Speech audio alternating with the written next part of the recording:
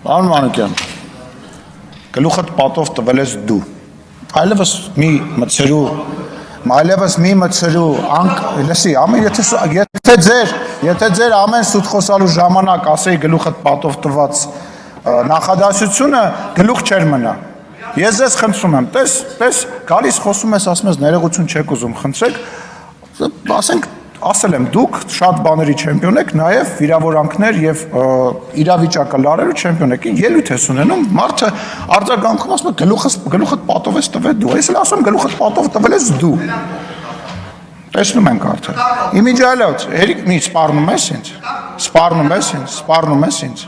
դե հետով ասեց հա, գլուխները պատով եք տալիս, բոլորը, ով որ կարա իրան թույլ տա սպառնի, ով կարա սպառնա գլուխը պատով է տալու, լավ հանգստացի թող խոսենք, 20 րոպե առանց էտել վարկյաններն էինք հաշվում, որ վերջը, իկին կյուրեղան չեմ լսում ձեզ ու պարկասցո, ուրեմն